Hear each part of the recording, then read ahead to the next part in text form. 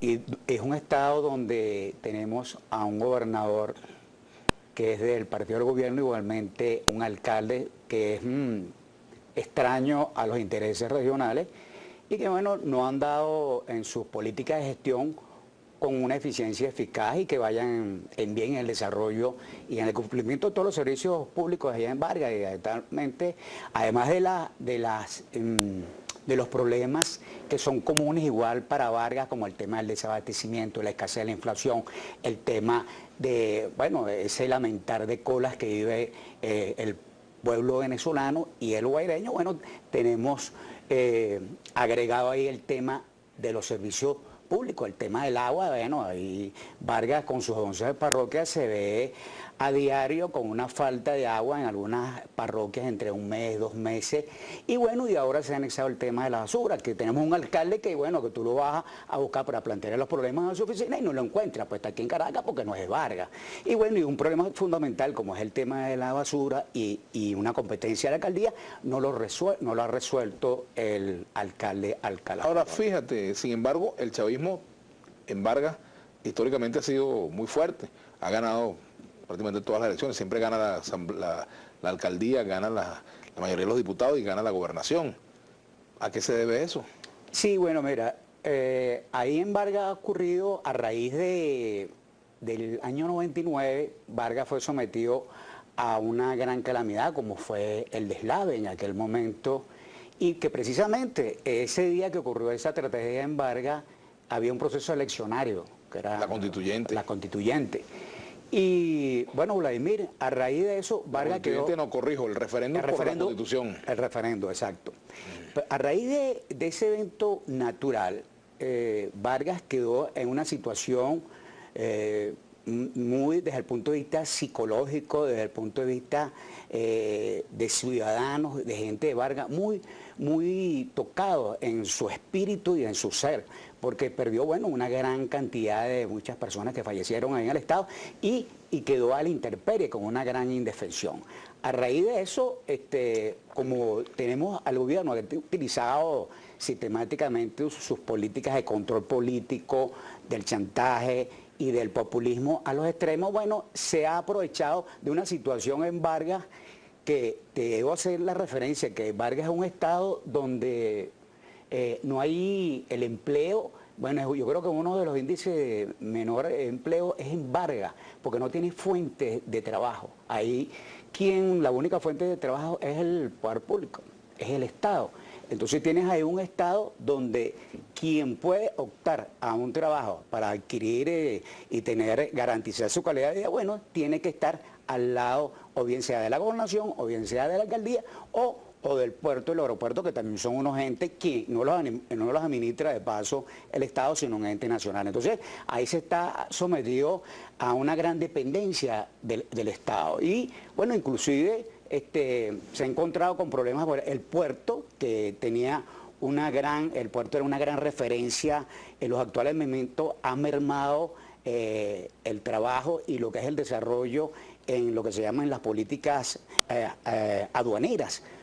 Actualmente tenemos muchos conflictos, inclusive en la aduana hay un conflicto actual con una de las aduaneras y muchas de las aduanas, tanto el puerto de La Guaira como la aduana aérea. Bueno, ahorita el gobierno ha tomado una decisión de desalojar a un grupo de estas aduanas que está afectando a más de 250 empleados, tanto directos como indirectos. Entonces, bueno, en Vargas el gobierno ha venido manejando de una manera indiscriminada ese chantaje, esa persecución, y bueno, ha mantenido en los últimos años, nosotros hemos hecho unos avances. Bueno, yo fui producto de mi entrada en la Asamblea Nacional. Nosotros en el 2010, cuando hubo el proceso eleccionario, nosotros le llegamos muy cerca al chavismo allá por un mínimo de 15.000 votos en aquel momento. Nosotros hemos venido haciendo un avance, los factores que hacen vida política dentro de la alternativa democrática en Vargas, y hemos hecho un avance hacia culminar, bueno, hasta tener el poder a través del voto, ¿no? Ahora, ¿quiénes son los candidatos en Vargas? ¿La fórmula completa allí de los candidatos de la oposición? La fórmula ahí la encabeza José Manuel Olivares, Juan Guaidó, la profesora Milagros Aulate y César Alonso y Edwin y el suplente tenemos a un representante de Venezuela. Del grupo de María Corina Machado. Exacto. Ahora, también ha habido un problema de liderazgo de la oposición allá en Vargas, ¿no? Han tenido varios líderes que han estado en Vargas y luego se han ido, por ejemplo, quienes han sido candidatos, ¿no? Allí a la alcaldía de la Gobernación, y quien más ha permanecido es José Manuel Olivares, ¿no? Pero han tenido varios candidatos que luego desaparecen de la escena, ¿no? Sí, bueno, ahí hemos tenido quienes han en procesos electorales, que yo creo que esto es parte de ir mejorando las políticas, y dentro de las organizaciones que hacen vida en las regiones es el de tener la constancia, la persistencia y bueno, identificarse con el pueblo, con la gente, con sus necesidades básicas, con todo lo que anhela a la gente para que se le resuelva a través de la vía de las políticas y a través de la vía del contacto que a diario va a tener un dirigente social, comunitario con las comunidades. ¿Cuáles son las aspiraciones concretas de la oposición para estas elecciones? ¿Tienen un diputado en este momento? Sí. ¿Cuáles son sus aspiraciones? Bueno, mira, yo creo que nosotros en Vargas podemos dar una gran sorpresa. Ya el ciudadano varguense viene sufriendo los avatares de las malas políticas económicas que viene implementando el Ejecutivo y que bueno, que Vargas no se ha escapado a la misma. Ahí donde Vargas casi es una sola calle. Y cuando tú te trasladas en esa sola calle, bueno, puedes ver cómo a diario en cualquier centro dispensador de alimentos vas a encontrarte las colas desde las madrugadas. Y bueno, y la gente manifestándote ese malestar, esa impotencia y esa indignación, pues, porque se le ha afectado la calidad de vida, pues. Porque si algo tú deseas, un papel fundamental del gobierno es transmitirles al ciudadano a través de sus políticas públicas, a través de políticas económicas, darle una estabilidad tanto en su vida como su estabilidad en los diferentes servicios. Y eso es lo que no se ha logrado y creo que Vargas va a cobrar en este próximo 6 de diciembre esa ineficiencia e ineficacia por parte del gobierno, tanto en políticas económicas como en políticas de servicios públicos por parte de los gobernantes regionales del Estado. Ahora, también me gustaría saber qué hizo la oposición, en tu caso, tú como parlamentario, ¿qué hiciste tú por los varguenses en la Asamblea Nacional? ¿Cuáles son, digamos, los balances que tú pudieras hacer de tu actividad parlamentaria? Mira, Vladimir, yo en mis facultades como diputado, bueno, cumplí lo que la Constitución me establece a mí, mis funciones en el Parlamento, desde mi asistencia en el Parlamento, desde la aprobación de proyectos de ley y desde la asistencia en los debates en las comisiones. Yo te puedo decir que, por ejemplo, básicamente uno se debe a la defensa de los intereses de su Estado, de su región. Yo estuve haciendo muchas observaciones y denuncias, inclusive por este canal, a través de problemas de origen del agua. Nosotros hemos manifestado desde la Asamblea, desde la plenaria, instando al gobierno, al Ejecutivo, para que resuelva el problema del agua, que tiene una data de cuando el presidente en vida, Hugo Chávez, prometió que el proyecto de TUI 4, que en el año 2012 iba a culminar, iba a resolverse el problema del agua a Vargas, que le iba a dar más de 2.200 litros por segundo. Y bueno, resulta que ese proyecto tiene más de 4 años aún y aún está pendiente por cristalizar y sigue el problema del agua. Además. Tenemos que hacer una pausa. Al retorno vamos a seguir conversando con el diputado Bernardo Guerra. Por cierto que hay una nota en Economía que señala que el 80% de las importaciones en el puerto de La Guaira se han caído, o sea, se han caído las importaciones un 80% producto de la situación económica. ¿Cómo ha impactado eso al Estado? Vamos a hablar de esta situación al retorno con Bernardo Guerra. Bueno, y continuamos con el diputado Bernardo Guerra, diputado por el Estado Vargas. El 80% de las importaciones por el puerto de La Guaira han disminuido, o sea, se han disminuido las importaciones, quiero decir correctamente, se han disminuido las importaciones de un 80% en el Estado Vargas. ¿Cómo impacta esto en la economía y cuáles son las alternativas que ustedes proponen para reactivar esta actividad? Bueno, claro, tiene que ver con... Ha impactado, recuerda que te acabo de decir que La Guaira depende exclusivamente del Estado, ahí claro. No hay estímulo a la empresa privada. Salvo el comercio que... Sí, pero básicamente La Guaira depende mucho de su puerto y de su aeropuerto y sobre todo el Ejecutivo, el gobierno que ha implementado una política de puerto. rentistas. Entonces, bueno, nosotros estamos importando más del 70%, pero con un barril de petróleo a $100, pero ahora resulta que con un barril de petróleo que está, creo, de $38, bueno, resulta que ese mecanismo de importación mermó tanto que ahora el Estado, como no se preocupó de la inversión privada, de reactivar el aparato productivo, bueno, ahora resulta que ahora no encuentras ahí, llega un barco una vez a la semana.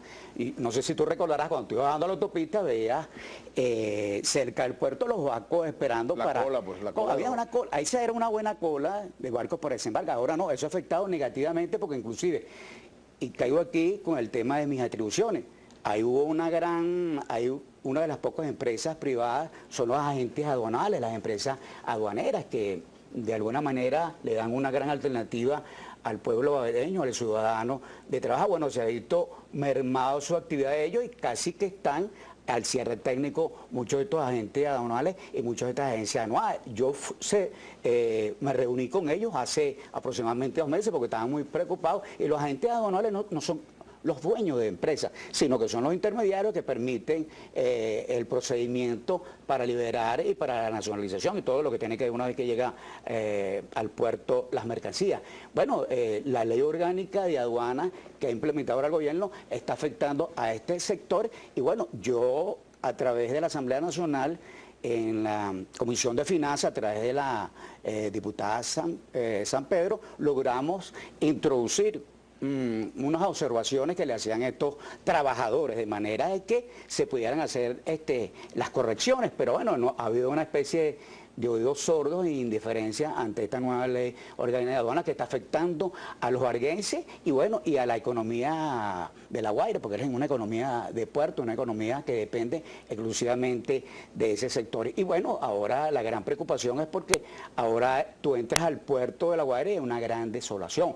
Ahí se trajeron una serie de herramientas y de... Lo bueno sería, perdón, que el puerto sirva para exportar más bien, o sea, que el puerto, más que traer cosas, sacar cosas que se produzcan en Venezuela, ¿no? Sí, bueno, venderlas en el exterior. Esa es parte, y ahí caigo en el planteamiento que tú me decías, que cuál es la propuesta de la Alternativa Democrática. Es precisamente a través, desde la Asamblea Nacional, utilizar las herramientas que tenemos ahí de manera de reactivar de alguna manera la actividad productiva, para que, bueno, se asuma alguna corrección, se vislumbre a través del sistema económico una luz en el túnel, de manera que podamos sacar de este gran atolladero, bueno, que nos tiene en una situación como nunca vista en la historia del país.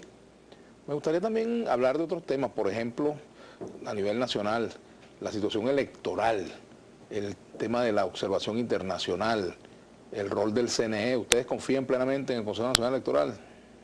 Bueno, fíjate, se supone que el CNE es un poder fundamental dentro de la República, y que en los procesos eleccionarios hay varias etapas.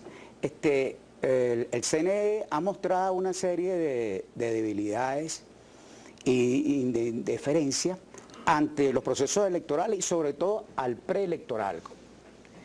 El CNE, si te lo digo gráficamente, como en un partido de fútbol, el CNE es el árbitro.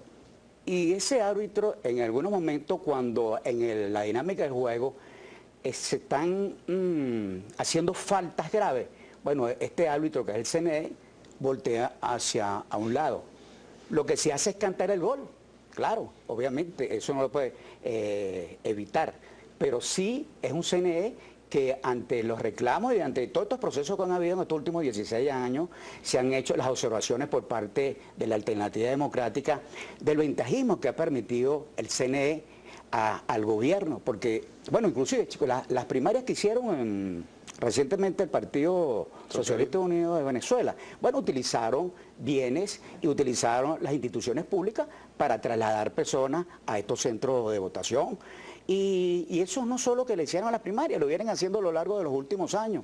Eso es un ventajismo que el CNE ha tratado de desconocer y decir, bueno, que eso no está regulado y que por lo tanto ellos hacen como tienda aparte. Y eso es tiene un peso específico a la hora de una gran decisión. Lo que sí es que la Alternativa Democrática estamos ahorita tratando de cubrir todos los espacios de todo el proceso de manera que podamos garantizarle el voto al ciudadano y que bueno, nosotros vamos a estar ahí en esos centros de votaciones vigilantes y que se le respete ese derecho al ciudadano y sobre todo garantizarle y un mensaje a todos los ciudadanos es que el voto es secreto y que se puede acudir a votar y que está garantizado y que nosotros vamos a estar hasta el final para garantizar que el voto que fue a depositar en función de sus principios y en quien podía creer, ese se le va a garantizar a todo aquel que acuda a las urnas de votación. Por cierto que en Vargas hay muchos edificios de la Misión Vivienda, nuevos edificios a lo largo del corredor que va desde La Guaira hasta Los Caracas. Hemos visto bastantes edificios, muchos edificios de la Misión Vivienda. ¿Ustedes tienen allí nuevos centros de votación o esos edificios ya están, digamos, ubicados en zonas donde ya tienen su centro? Sí, ahí el CNE, hay algunos, en esos desarrollos habitacionales, se han instalado algunos centros de votación. Y bueno, y aprovecho para hacerte una observación, fíjate, Vladimir, ahí en esos desarrollos habitacionales, que se supone que deberían de ser para los varguenses, y sobre todo un estado que sufrió una gran calamidad y que todavía por ahí encuentras damnificado del 99, ¿no? Bueno, resulta que esa asignación de las viviendas de esos desarrollos habitacionales, bueno, el 70% son foráneos, no son de varguenses. Y por eso con uno le hacía un llamado al gobernador García Carneiro, bueno, que él es gobernador del estado Vargas y que debe luchar por garantizarle que la asignación es para los varguenses, pero primero, como se dice el dicho popular, primero lujo en la casa es oscuridad para afuera.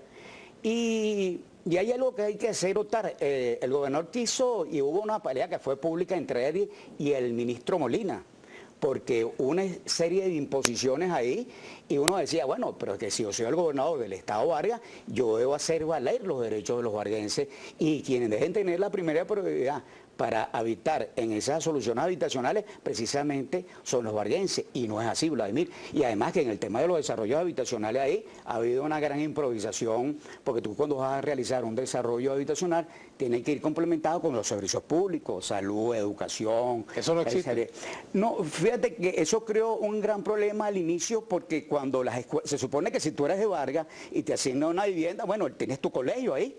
Bueno, resulta que una vez descubrimos que los colegios tenían problemas porque apareció una población flotante de inscripción que no existía. Bueno, resulta que era producto de la asignación de un 70% de foráneos al estado Vargas. El problema de los servicios públicos, el agua, que te lo mencionaba inicialmente.